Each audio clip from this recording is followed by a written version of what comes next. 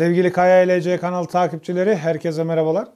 Geçenlerde bu hepimizin bildiği zincir marketlerden birinden kendim için bir powerbank satın aldım. Ve bu powerbank'in reklamında 10.000 miliamper saat olduğu yazıyordu. Ve aynen kutunun üzerinde de 10.000 miliamper saat olduğu yazıyor. Eve gelince ilk yaptığım iş bu powerbank'i daha önceden videosunu da yayınlamış olduğumuz DL24P isimli güç kaynağı ve batarya test cihazında test etmek oldu. Aslına bakarsanız bu videoyu çekmek aklımda bile yoktu. Fakat testin neticesinde öyle sonuçlarla karşılaştım ki bu durumdan takipçilerimin ve herkesin haberdar olmasını istedim. Marka ve model belirtmeyeceğim arkadaşlar ama neredeyse tüm powerbankler bu kelime oyununu yapıyorlar. Kalitesiz ve adi olanlara bakmayın. Onlar zaten 50.000 miliamper, 30.000 miliamper saat gibi güçlerden bahsediyorlar. Ama aslına baksanız 5.000 miliamper saati bile veremeyecek powerbankler. Ama önemli olan nokta şu, kaliteli powerbankler bile neredeyse bu kelime oyununa başvuruyorlar. Onun için ben buradan takipçilerimi ve herkesi aydınlatmak istedim. İsterseniz daha fazla vakit kaybetmeden bu powerbank'in testini DL24P güç kaynağı ve batarya test cihazımızda bir test edelim. Sonrasında da biraz teknik bilgi ve teknik detay veririz. Videonun sonunda da yorumlarda hep birlikte bir fikir alışverişi, bir beyin fırtınası yaparız arkadaşlar. DL24P isimli test cihazımızla ilgili bilgi sahibi olmak isteyen arkadaşlarımız için hemen videonun sağ üst köşesinde kartını, linkini koyarım. Açıklamalar kısmında da linkini koyarım arkadaşlar. O linke tıklayarak test cihazı hakkında genel bilgi ve detaylara erişebilirsiniz. Hatta test cihazını satın almak isteyen arkadaşlarım için de videonun hemen altında bir link var. O linke tıklayarak da test cihazına indirimli bir şekilde sahip olabilirsiniz. İsterseniz daha fazla vakit kaybetmeden hadi gelin powerbank'imizi test cihazında test edelim. GLC PCB firması gördüğünüz gibi arkadaşlar çok profesyonel baskı devreler yapabilen bir baskı devre firması. Bu adamlar 5 tane 10 santime 10 santim kadar PCB'yi 2 dolara basıyorlar sevgili arkadaşlar.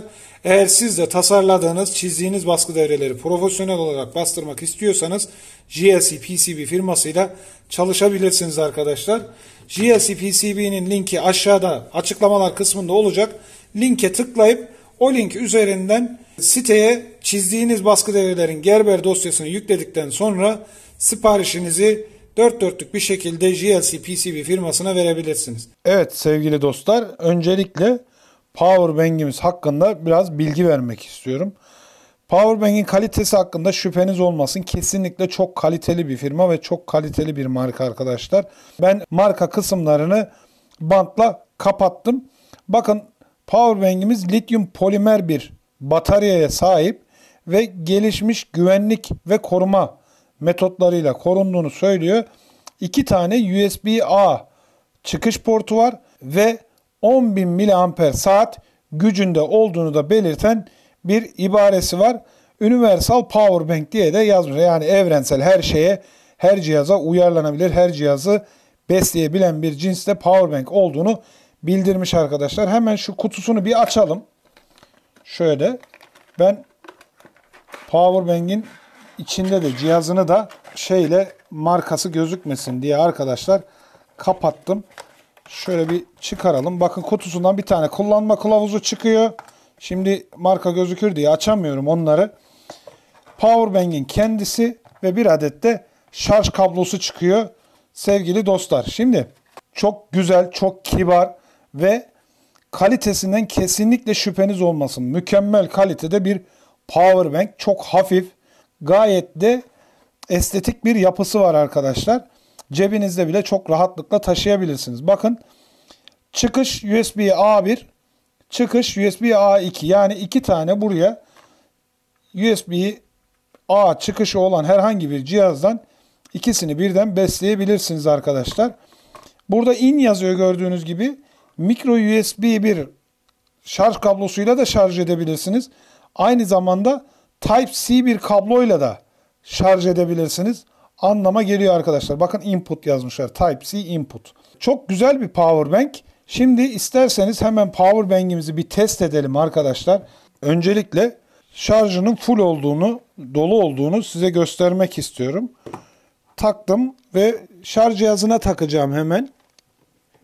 Şuradan da şarj cihazına taktım arkadaşlar. Fakat ışıklar kameradan dolayı titreştiği için şu masaüstü lambamı bir söndüreyim.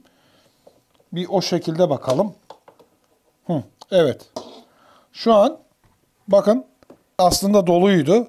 Fakat yeni taktığım için en üstteki led yanıp sönüyor. Yani az biraz daha dolduruyor. Yapsın. Yanıp sönme durduktan sonra şarj cihazımız doldurmuş oluyor arkadaşlar.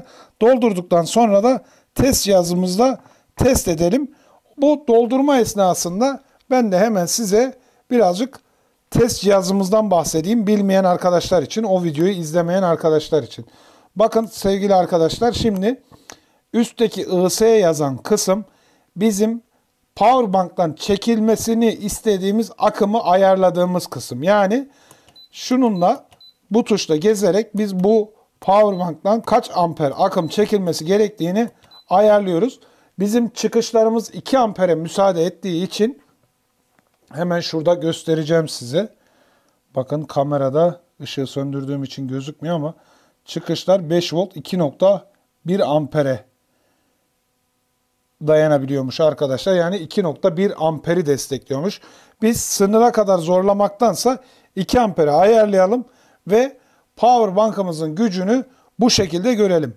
10.000 miliamper saat verdiğine göre 2000 miliamper saatte de, yani 2 amperde de 5 saat kadar gitmesi lazım teknik olarak hesapladığımızda. Yani saatte 10 amper verebiliyorsa 2 amper çektiğimizde de bize 5 saat boyunca güç verebilmesi lazım bu powerbank'ın.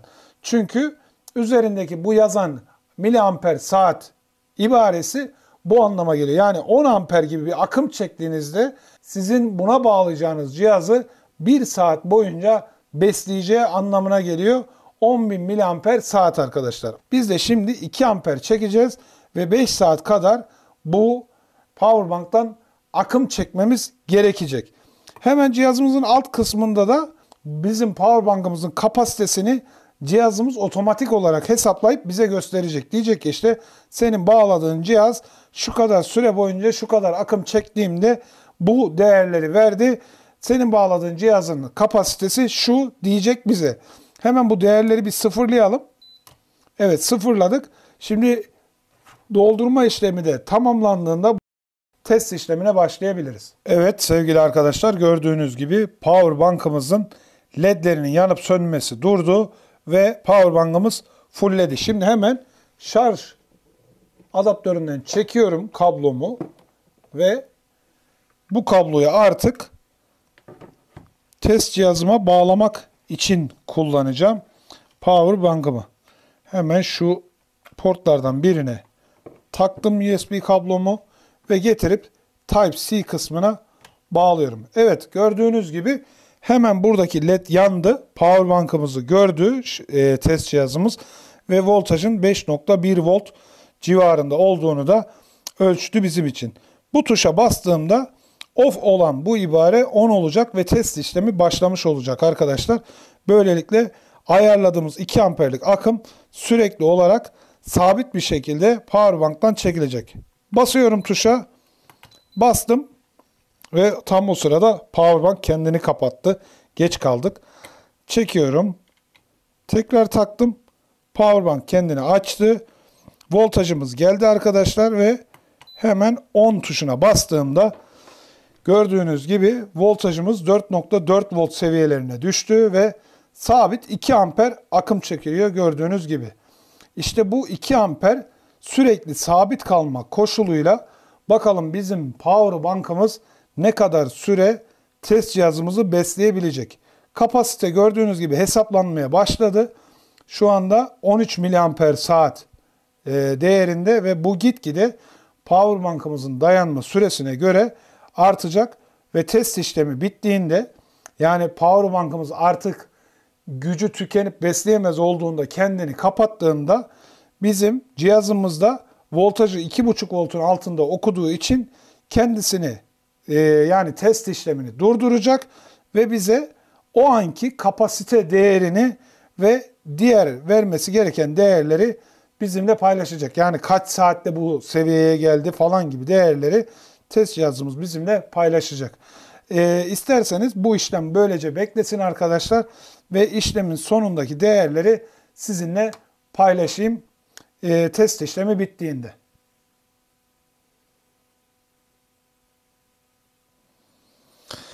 Sevgili arkadaşlar, biraz önce beyaz kabloyla yaptığım bağlantıda voltaj aşırı derecede düştüğü için ben işlemi pause yaptım, yani durdurdum ve kabloyu daha kuvvetli ve daha kısa bir kabloyla değiştirip değerlere en yakın, yani testi en yakın şekilde bitirmek üzere bağlantısını yaptım. Şimdi tekrar bastığımda kaldığı yerden devam edecek bizim test işlemimiz. Çünkü cihazın özelliği bu şekilde. Bataryanın o ana kadar ölçtüğü değerleri hafızasında tutup kalan kısmı da onun üzerine hesaplayarak gidiyor. Böylelikle hata yapılmamış, yanlış bir sonuç elde edilmemiş oluyor arkadaşlar. Tekrar işlemi başlatıyorum. Gördüğünüz gibi biraz önce 4,3 volt seviyelerine düşen voltaj şu anda 4,9 volt seviyelerinde. Yani elektronik cihazların, 5 voltla beslenen elektronik cihazların çalışabileceği seviyede. Aslında biraz önceki kabloda da aynı işlem sağlanabilirdi ama siz huylanmayın ve test daha doğru çıksın diye ben kabloyu değiştirdim ve daha yakın değerler elde etmek istedim. Onun için şimdi teste bu kabloyla devam edeceğiz. Testimiz devam ederken sizleri teknik olarak biraz bilgilendirmek istiyorum. Piyasada satılan tüm aküler, tüm bataryalar genelde amper saat ya da miliamper saat şeklinde birimlendirilirler. Bu ne demek? Mesela 12 volt 70 amperlik bir araç aküsü aldınız. Bu şu demek: siz aküden 70 amperlik bir akım çekerseniz size 1 saat boyunca 70 amper verebileceğini ifade eden bir birim. Akülerin kapasiteleri, bataryaların kapasiteleri bu şekilde tarif edilir.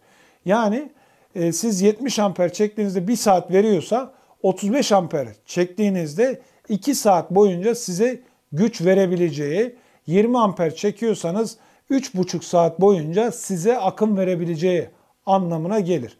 Ama bu kaliteli akülerde böyledir. Yoksa piyasa 70 amper, 80 amper hatta daha üstü kapasiteler verebileceğini iddia eden araba aküsüyle doludur ki bu akülerden alırsanız göreceksiniz ki 8-10 sefer size 70 amperi anlık olarak verir. Onun ötesine geçemez arkadaşlar. Birçok araç kullanıcısı bilir. Bazı aküler 8-10 sefer marşa bastığınızda artık gücünü kaybetmiş ve marşa bile basamaz hale gelmiş olur. İşte bütün bu anlattıklarım tüm bataryalar için geçerli arkadaşlar. Bir LED el feneri bile alsanız içerisinde kullanılan lityum iyon bataryanın kalitesi o fenerin ne kadar süre yanacağını belirtir. Şimdi biz de işte bu test cihazıyla esas olarak aldığımız bu kaliteli power bank'ın kapasitesini test ederek bize gerçekten 10.000 miliamper saat güç verebilecek mi, veremeyecek mi onu ölçüyoruz. Biraz önce aküde dediğim gibi 10.000 miliamper saat verebilen bu power bank'tan 2 amper çekerek, ki bunu çıkış gücü 2 amper olduğu için biz 2 amper çekiyoruz. Daha yüksek olsaydı çıkış gücü powerbank'ın daha yüksek akımlar çekip daha kısa sürelerde test edebilirdik. Ama içerisindeki elektronik kart, yani bize 3,7 voltu 5 volta yükseltip veren kart, birazdan o konuya da değineceğim, 2,1 ampere müsaade ettiği için sınır değeri olarak 2 amperde test ediyoruz. Bu da şu demek oluyor: biz 5 saat boyunca bu powerbank'tan 2 amper çekersek bu gücü bize rahatlıkla verebileceğini ifade ediyor 10.000 miliamper saat olması. Şimdi bütün bu bilgiler ışığında lityum iyon pillerden ve powerbank'lardan bahsedelim. Lityum iyon piller nominal olarak 3,7 volt gibi bir voltaj verirler bize. 4,2 volt gibi bir voltajda da lityum iyon pillerimiz şarj olurlar. Ki bu powerbanklarımızın içinde de genel itibariyle lityum iyon piller kullanılıyor. Yeni lityum polimer pillere geçiş yapıldı. Yeni artık lityum polimer piller de kullanılıyor. Fakat voltaj olarak bu pillerin lityum iyon pillerle pek bir farkı yok arkadaşlar. Yakın değerlerdeler birbirlerine nazaran. Onun için lityum iyon pil ve lityum polimer pil diye ayırt etmeyeceğim. İkisini birden ortak bir şekilde anlatacağım. 3.7 volt nominal pilin bize verdiği voltaj, 4.2 volt gibi de bir de şarj voltajı var. Bu pillerin deşarj kesme voltajı ise genel itibariyle 2.5 volt civarında. Deşarj kesme voltajı nedir? Ondan bahsedelim birazcık. Bu lityum iyon piller siz akım çekmeye başladığınızda yavaş yavaş üzerinde tuttuğu voltaj düşmeye başlar. 3.7 volt, 3.6 volt, 3.4 gibi aşağı doğru bu voltaj düşmeye başlar. Ve bu piller için kritik bir eşik vardır. O eşiğin altına inerseniz ya piliniz bir daha şarj olmayacaktır ya da pilinizin kullanım döngüsü dediğimiz döngü sayısında çok fazla bir azalma olacaktır. Bu döngü sayısı dediğimiz nedir arkadaşlar? Pillerin datasheet'inde cycle olarak belirtilir. Pilin şarj edilip tekrar deşarj edilmesiyle kullanılmasına biz bir döngü diyoruz. İşte bu döngü sayısında aşırı miktarda bir azalma olacaktır ve pilinizin ömrü ve kapasitesi çok fazla düşmüş olacaktır. İşte çoğu pillerde bu voltaj 2.5 volttur.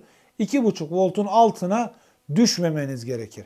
Eğer kesin bilgi istiyorsanız kullandığınız pilin üzerindeki kodundan internetten datasheet'ine bakıp pilinizin kesme voltajı ve kesin şarj voltajı gibi voltaj değerlerini ve kesin kapasitesini bu datasheet'lerden öğrenebilirsiniz. Tabii piliniz kaliteli ise dandik pillerin datasheet'ini bulmanız çok zor arkadaşlar. Bunu baştan söyleyelim.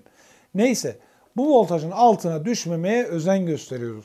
İşte powerbanklarda da eğer powerbankınız kaliteli ise bu deşarj voltajının altına düşmesini önleyen bir elektronik devre mevcut. Bu elektronik devre pilden akım çektiğiniz sürece devamlı voltajı kontrol edip pilin voltajının 2.5 voltun altına düşmesini önlüyor ve 2.5 voltun altına düşmeden powerbankınızı kapatıyor arkadaşlar. Ki powerbankların sınır kapasitesi de bu sınıra göre belirleniyor. Yani 2.5 volta kadar düşmeden önce size verebileceği akımın kapasitesini gösteriyor size bu powerbankların kapasitesi. Peki diyeceksiniz ki şimdi bu powerbanklarda 3.7 voltluk lityum iyon ya da lityum polimer piller kullanılıyor. Hadi şarj olayı daha iyi gerçekleşmiş olsun. 3.8, 3.9 volt olsun, 4 volt olsun. Bize nasıl cep telefonlarımızı ve tabletlerimizi şarj edebilmemiz için 5 voltluk gerilim veriyor. Biliyorsunuz arkadaşlar cep telefonlarımız ve tabletlerimizin şarj adaptörleri 5 voltluk gerilimle telefonlarımızı ve tabletlerimizi şarj ediyor. Hızlı şarj olayında bu artık değişti. Yani voltaj 12 volt, 18 volt, 20 volt gibi voltajlara çıktı. Hatta bununla ilgili de hızlı şarj adaptörlerinin nasıl çalıştığını anlattığımız bir videomuz var. Videonun altında açıklamalar kısmına ben linkini koyarım. Merak eden arkadaşlarımız hızlı şarj olayının da nasıl gerçekleştiğini o linkten öğrenebilirler. Şimdi dediğim gibi bu piller nasıl oluyor da 3.7 volt verirken bize 5 voltluk şarj gerilimi sağlıyorlar. Arkadaşlar yine powerbanklarımızın içerisinde bu 3.7 voltluk gerilimi 5 volt seviyesine çıkaran step up konvertör dediğimiz çevirici devreler var. Bu devreler 3.7 voltluk gerilimi 5 volta yükseltip USB portundan bizim kullanımımıza sunuyor. Ama bu işi pilin akımını voltaja çevirerek yapıyor. Şimdi birazdan testin sonuçlarına göre tekrar bir izahat yapacağız. Orada göreceksiniz ki aslında bu işlem pilin kapasitesinden çalıyor. Yani 3.7 voltluk gerilimi biz 5 volta yükseltirken pilin kapasitesinden bir miktar kullanarak bu işi yapıyoruz. Bu da powerbankımızın bize maksimum vereceği kapasitenin biraz daha altında bir kapasitede kullanım imkanı sağlıyor olduğu anlamına gelir. İsterseniz lafı daha fazla uzatmayalım ve testimiz bittiğinde testin sonuçlarına göre tekrar bir değerlendirme yapalım ve daha sonrasında da yorumlarda hep birlikte bir fikir alışverişi yapalım.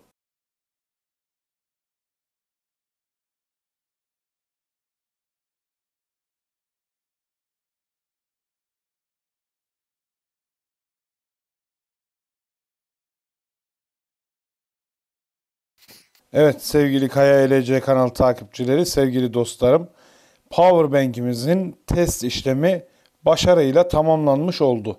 Gördüğünüz gibi Powerbank'imizin dayanma süresi 3 saat 13 dakika 57 saniye çıktı.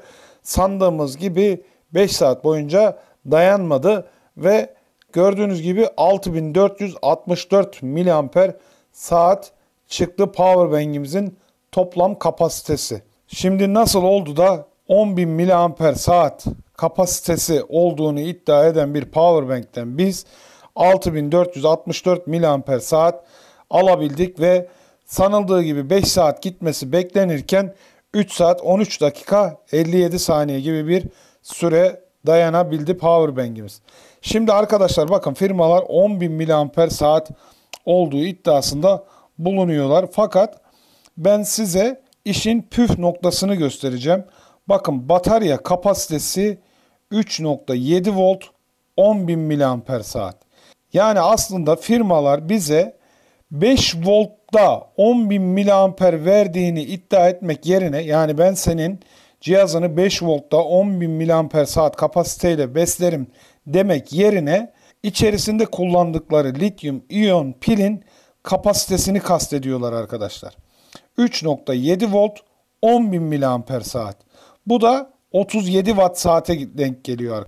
Yani 5 voltta verdiği kapasiteyi söylemek yerine daha fazla olduğunu bildikleri batarya kapasitesini bize pazarlama unsuru olarak önümüze sürüyorlar. Peki 5 voltta acaba kaç miliamper saat alabiliriz? Normalde bu Powerbank'ten 37 watt saat olduğuna göre biz Watt'ın formülünü daha önceki videolarımızdan biliyoruz. Watt eşittir voltaj çarpı akım arkadaşlar. 37 watt saati biz 5 volta böldüğümüzde aslında gerçek kapasitesini bulmamız lazım. İsterseniz hemen bunun bir hesabını yapalım. 37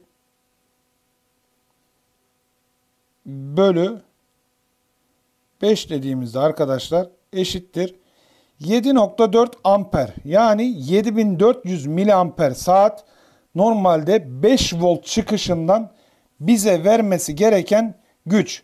Powerbank'i pazarlarken aslında bu adamların bize 5 voltta 7400 miliamper olarak belirtilmesi lazım.